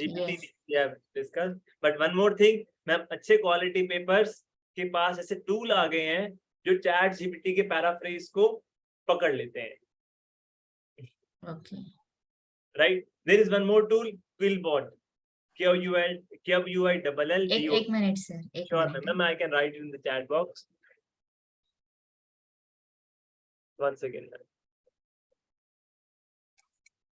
One is ChatGPT, the second is Quillbot. जिससे आप ma'am I will suggest you कि you write it in your language, then put it in these tools to refine it, rather than pick it from the paper and to refine them. I suggest you, कहाँ लिखा sir आपने? ma'am, that sorry ma'am, वो wait a second ma'am, why I am telling you like this, so that आपकी academic writing improve हो पाए। अगर आप directly वहां से पिक करके और उसका मीनिंग को थोड़ा सा लैंग्वेज बदलने की कोशिश करेंगे, you will not able to improve your writing.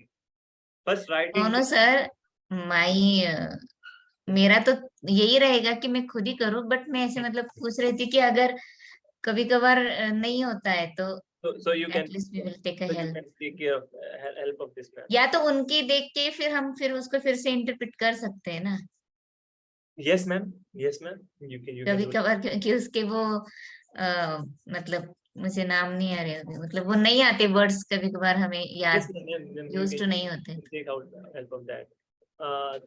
Thank you Brajinder sir for giving me your warmful comments. Thank you Madhvi ji. Sir एक सवाल था। Yes sir, दो पूछिए। तो मैं पूछ रहा था कि सर जो क्विलबॉट है सर, तो इसमें अगर मैं मान लीजिए कि पैराफ्रेज करता हूँ, हाँ जी सर। तो क्या वो पकड़े जाएंगे? सर ये बताओ, मैं पकड़ा गया आम को छुपा के? पता नहीं सर, मैंने तो देखा ही नहीं, क्या पता। अभी मैंने कहानी सुनाई ना जयश्री मैम को, तो मैं पकड़ा गया उस कहानी में या नहीं पकड़ा गया?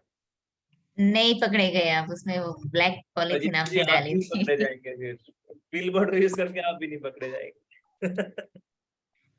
लेकिन सर सर मैंने तो मतलब अभी तक मैं ऑनेस्टली मैंने तो मतलब 3 पेपर बनाए थे सर लिटरेचर रिव्यू पे, वो तो हमने एकदम लोकल जो रहते हैं ना उनको पैसे देके कराए थे, बट अभी फिलहाल मेरा जब काम चल रहा है तो अब मुझे वो मतलब अच्छा नहीं लग रहा है कि मैं ऐसे बनाऊं, इसीलिए तो मैं सीख रही हूँ सर कि कहीं से भी मुझे मिल जाए एक्सेस कि कैसे होते हैं क्या है। ma'am, instead of utilizing others' knowledge, it's better, it's advisable to build your knowledge so that it will be your asset.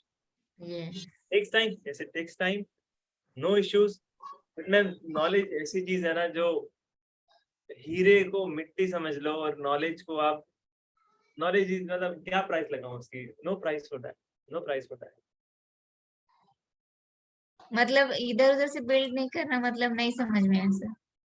Sorry ma'am, आपको क्या बोलना है कि नॉलेज का क्या बिल्ड? मैम नॉलेज को कंपेयर नहीं कर सकते, नॉलेज को बिल्ड करो ma'am. I mean to say instead of paying someone to get it return for you. नहीं नहीं नहीं, वो मैंने कैसे किया था सर, मैं तो बहुत ऑनेस्टली बोल रही हूँ कि मुझे एक्चुअली, मैं पेट क्वालिफाइड हो गई थी, मैं नेट सेट की तैयारी कर रही थी, ओके मैम, तो इसका फिर मुझे फायदा हो गया कि मैं पेट क्वालिफाइड हो गई थी। I बट क्या रहता है कॉन्सेप्ट, ये मुझे मतलब कुछ भी पता नहीं था, बट मैंने कुछ क्राइटेरिया पढ़ लेते कि मेरे स्कोर कैसा आएगा, तो Okay. पेपर के लिए 1 मार्क था, तो मैंने फिर 3 बना लिए थे। मैंने तो ऐसे ही देख के बनाए थे सर उसको, सब इधर उधर से लेके, लिटरेचर रिव्यू पे उसका नाम चेंज करके। Okay okay, no issues. But वो लिटरेचर रिव्यू था, लेकिन एग्जैक्ट वर्क पे जब आ गए तो ये चीज नहीं वर्क हो रही है ना, मतलब अच्छा नहीं है, और मुझे नहीं भी जाना है उसमें अभी। Hello ma'am, now we have learned, now you can practice your writing, paper writing like this. So let's come on last part.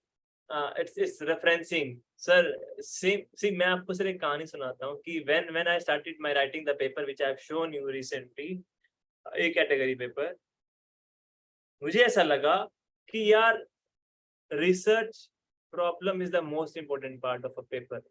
Yes, it is. But when I'm done with the research problem, like introduction and research problem, then I think, yeah, when I was writing LR, then I get to know that LR is the most important part of the paper, because you have to interlink the previous studies with the current one and to make model and all that thing. When I start writing research methodology, then it came to my mind, oh, no man, not research problem, not research literature review. The research methodology is the most important part of the paper. अगर ये अच्छी नहीं होगी तो paper अच्छा नहीं होगा. No doubt, sir. This RP is very important. LR is very important. RM is very much important. When I came to analysis and interpretation part, then I came, no, analysis अच्छा तो होना ही चाहिए. This is very very important. When I came to discussions part, then I think कि जो अभी सब तक किया उनको तो मुझे अपने एस्पेक्ट में इंटरप्रेट करके और रीजन भी साथ में देना है. This is the most important part. When I done with the discussions, then I come to implications. Then I thought यार ये तो मतलब next level है, क्योंकि आपको प्रैक्टिकली देना है कि how you will implement the things practically. This is the most important part. After writing the paper, sir, I get to know कि sir हर एक part की अपनी importance है, and you cannot skip or neglect any of the part in a research paper. And although references has its own importance in the paper, which we will cover now. So there are two types of references. One is in text, second is full reference. In text आपने सुना होगा कि sir एक ही author ने paper लिखा. Let us say only I am the only author of writing this paper. Second is दो author ने paper लिखा. Gunjan sir and me writing the paper. 3 author ने paper लिखा. Brajinder sir, me and Gunjan sir. Here it will be more than 2 authors. 2 आएगा यहाँ पे. I will rectify it. Brajinder sir, Gunjan sir और मैंने मिलके paper लिखा. Right? How we will cite it? How we will cite it is important. Sir, in text का मतलब ये है. See, मैं आपको दिखा देता हूँ. I will show you.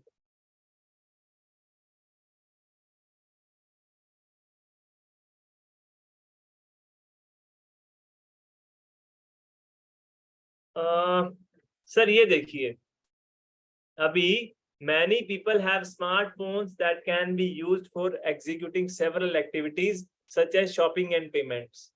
अभी सर ये लाइन इनकी खुद की नहीं है, इन्होंने वर्की जिका 2018 से पिक करी है, राइट? नाउ लेट्स सी कि वर्की जी का 2018 का पूरा नाम क्या है। सर ये इनका सेकंड नेम है, मैं आपको फिर से बता देता हूं। सी ये पेपर एक ही बंदे ने लिखा, there is one author for this paper. Let's say ये पेपर लिखा मैंने, सौरभ किन्रा ने।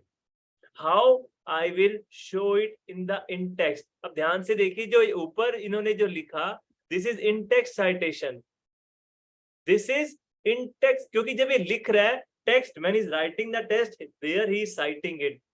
These all are in text citations। मतलब कि यहां तक सर limitations तक, ये सब discussions, conclusion, implications and as well as limitations, इसके अंदर जो भी कुछ होगा यहां तक, that उसको हम in text ही cite करेंगे, उसको हम पूरा cite नहीं करेंगे। In text कैसे करते हैं? When there is one author, I am Saurav Kinra and I have written my paper in 2022। so one author में कैसे साइड करेंगे? Second name Kinra, comma 2022। this is how I will cite it when there is only one author।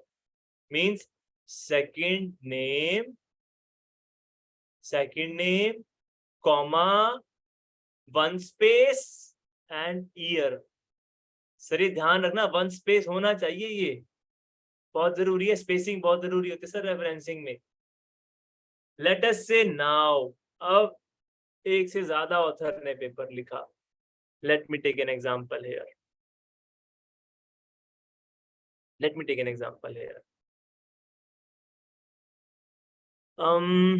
एक से ज्यादा नहीं,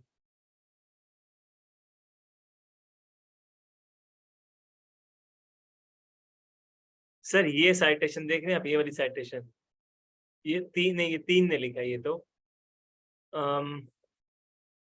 ये sir ये वाला साइटेशन, सरकार एंड खारे 2019। सर ये सेकंड नेम्स लिखे गए हैं, जो फर्स्ट ऑथर है उसका सेकंड नेम है सरकार, सेकंड ऑथर का सेकंड नेम है Khare. Let me open this one.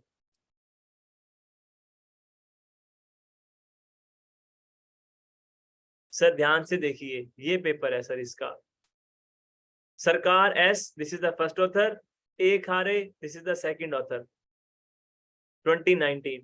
ये आगे मैं आपको ये बाद में बताऊंगा फुल रेफरेंस कैसे करते हैं। सो लेटर से मैं एग्जांपल ले रहा हूं, the first author is Saurabh Kinra, the second author is Gunjan Munjal. So how I will cite it in the in-text for two authors, Kinra and, आप यहाँ पे ये एंड भी यूज कर सकते हैं, ये एंड भी यूज कर सकते हैं, डिपेंड करता है आप कौन सा रेफरेंस स्टाइल यूज कर रहे हैं, आपकी मर्जी है। एंड इनका सेकंड नेम क्या है? Munjal,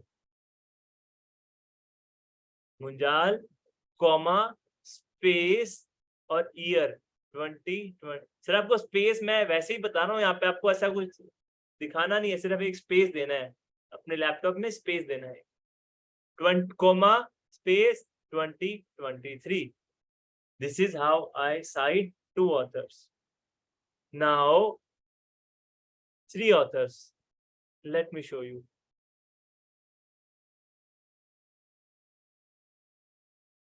How to cite three authors.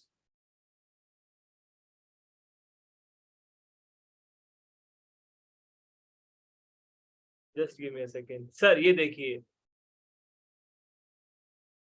Oliveira et al. 2016, Oliveira et al. 2016। ये et al. का मतलब क्या है? सर ये देखिए et al. का मतलब क्या है।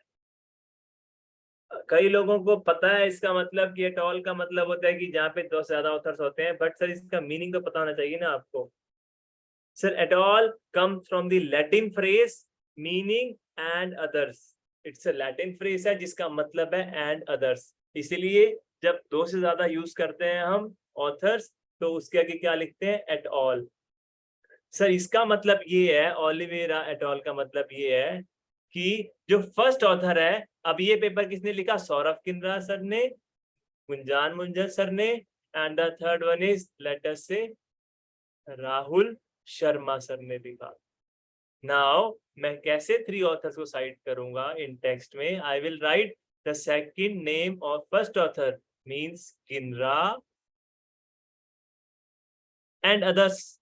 मैं लिखना चाहता हूं Kinra and others, right, but मैं ऐसे नहीं लिखूंगा। मैं एकेडमिक राइटिंग में कैसे लिखूंगा? Kinra et ET et al all. Sir full stop comma, ये आपको ध्यान रखना है। फुल स्टॉप एट ऑल पूरा ऐसे लिखा जाता है, et al full stop comma और आपका ईयर 2023। ध्यान से देखिए, यहाँ सॉरी यहाँ पे स्पेस भी है, फुल स्टॉप कोमा स्पेस और 2023। Oliveira eight al full stop space 2016। मैं आपको दिखा देता हूं कि ओलिवेरा का पेपर कहाँ पे है।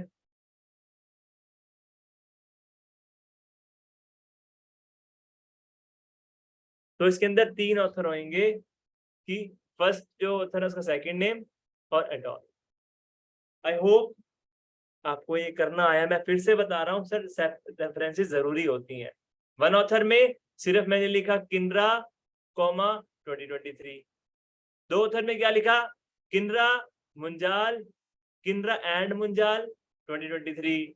3 में क्या लिखा? Kinra et al full stop comma space 2023। Sir ये होता है हमारा इन टेक्स्ट साइटेशन, ठीक है जी। अब होता है फुल रेफरेंस। वो कैसे होता है सर? फुल रेफरेंस में क्या करेंगे हम सबसे पहले लिखेंगे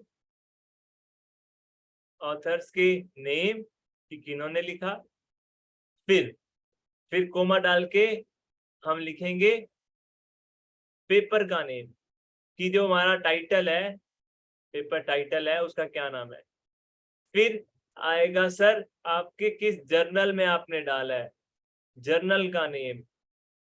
फिर क्या आएगा सर? फिर आएगा आपका इशू नंबर, जो हमने शुरू में स्टार्टिंग में रीड किया था कि इशू नंबर क्या होता है। सॉरी, पहले आपका आएगा वॉल्यूम नंबर, फिर आएगा इशू नंबर, फिर आएगा पेज नंबर और फिर लास्ट में आएगा DOI डिजिटल ऑब्जेक्ट डेटेड। हम सब चीजें सर कर चुके हैं ये चीजें। पहले ऑथर का नेम, फिर पेपर का टाइटल, फिर जर्नल का नेम, फिर वॉल्यूम नंबर, फिर इशू नंबर, फिर पेज नंबर, फिर DOI नंबर। मैं आपको दिखा देता हूँ कैसे करना है ये सब चीजें कैसे होंगी। साहब ये पेपर एक ही बंदे ने लिखा है, तो सॉरी मैं यहाँ भूल गया, ऑथर के नेम के बाद ईयर भी आएगा, sorry pardon me. As an I ये इसका नाम है सर। एज एन जो है सेकंड नेम है, आई से इसका नाम है एक्चुअल में इसाक आइजैक एसन एजन। ओके, तो सेकंड जो फर्स्ट नेम है वो आई है, जो सेकंड नेम है एजन है। Ajzen I 1985 year. सर इसका पेपर का नाम है from intentions to actions a theory of plan B, इसका पेपर का नाम है। एक्शन कंट्रोल जर्नल का नाम है sir. Page number sir actually ये है ना, ये जो है ये बुक है स्प्रिंजर। सर ये बताना पड़ता है कि किस पब्लिशर ने लिखी है, किस जगह पे लिखी है। बुक का नाम है, मैं आपको पेपर का नाम दिखाता हूँ एक सेकेंड, DOI के साथ। ये रहा सर, एल गैटानी SS 2004, ये सर नाम था उसका। ये सर ईयर था।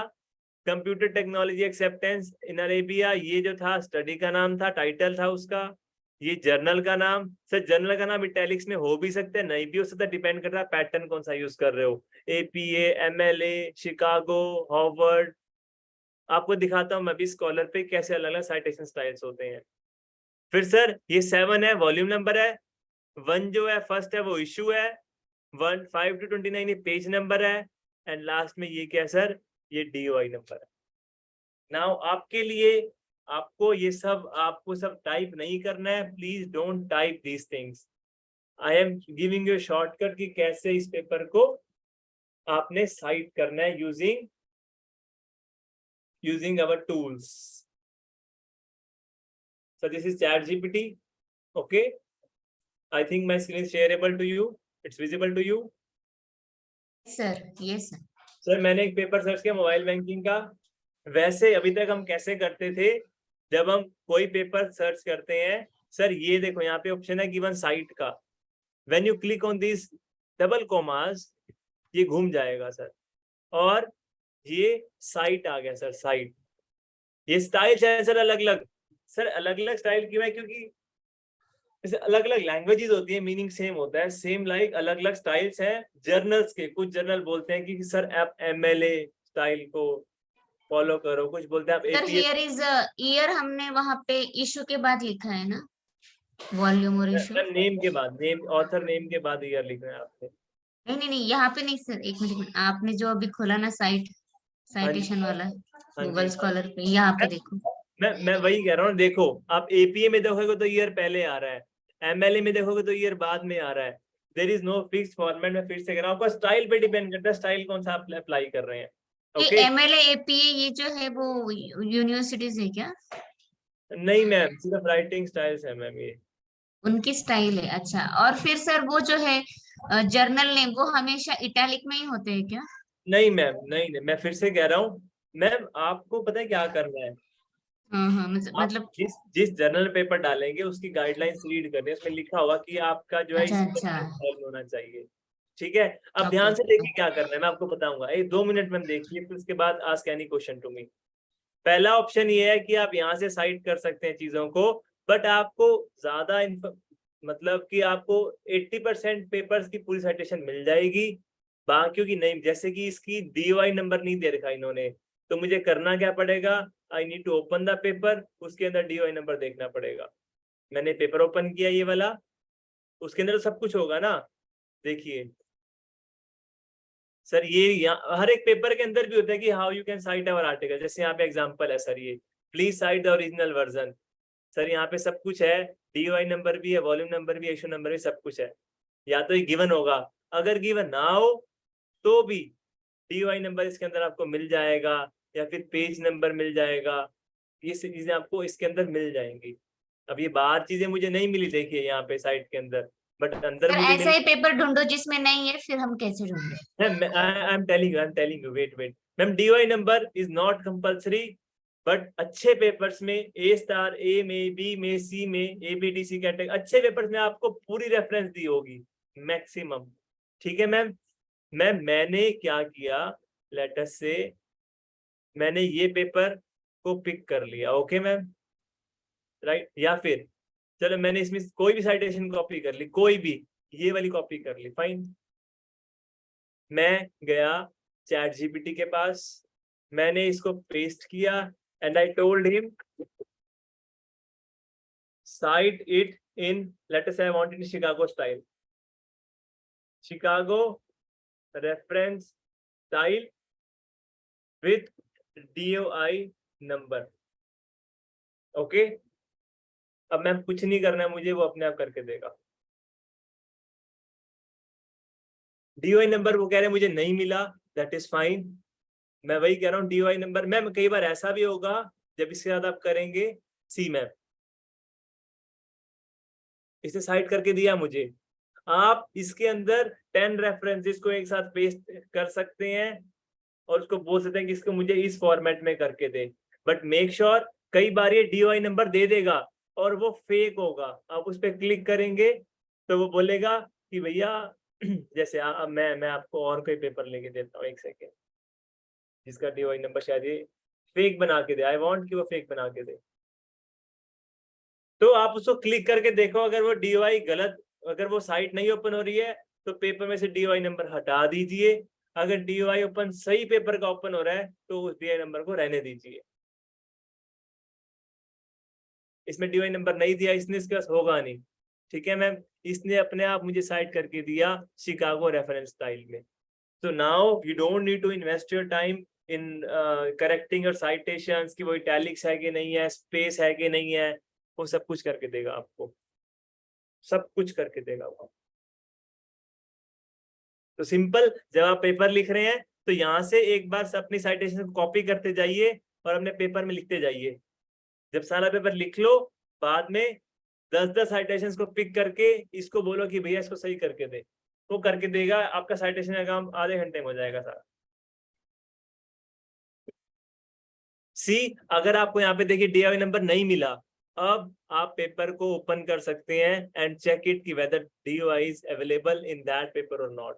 अगर है तो कॉपी करके वहां पे डाल दीजिए, अगर नहीं है तो साहब फिर DOI नंबर नहीं है।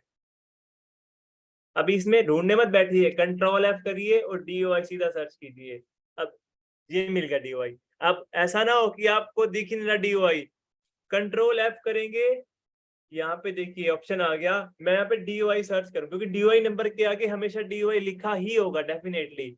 मैंने एंटर किया से DOI नंबर ही चमक गया एक, तो मतलब यही DOI नंबर है इस आर्टिकल का। I can copy it from here and add it to my references. Hope references are clear to you all.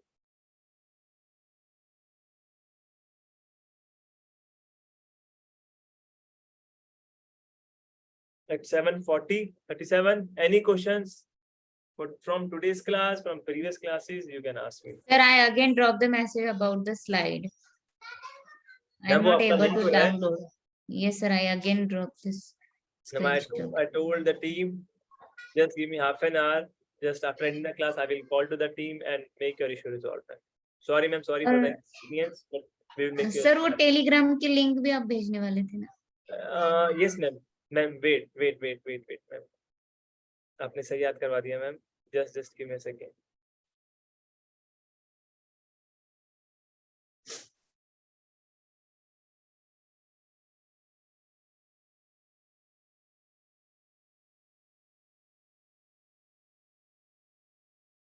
LinkedIn पे आज ही मतलब वो ओपन करना है क्या account?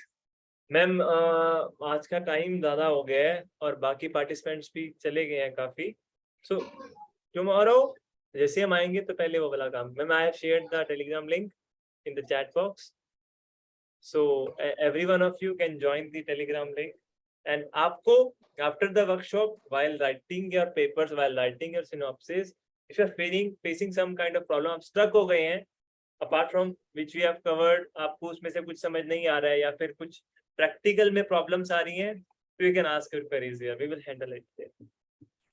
Okay, sir. So thank you, ma'am. Any questions, anyone? You can ask me. एक minute sir, वो हमें कॉपी करके लेना। Thank you everyone for your comments and request you, जिन्होंने वहाँ पे रिव्यू नहीं किया है, टीम ने मुझे बोला कि you are not reviewing it. So those who have not given review, so I will. Rajinder sir आप ग्रुप में है ना सर? जी सर। हाँ तो सर रिव्यू किए ना सर, कमाल कर रहे हैं sir. Just kidding. To every one of you, I will share the link because team asked me कि सर वो review आप करवाओ. That's why I will share the link and just separate 2 minutes of your precious time and take time to review your course. Sir, I have given 5 star, but I have to write something. Sir, लिखेंगे तो अच्छा लगेगा ना sir? Okay, sir. Shubham sir, there is a WhatsApp group. If you are not in the group, sir, I am sharing my contact 9729157313. आप मुझे sir WhatsApp पे text कीजिए hello का, and I will add you in the WhatsApp group.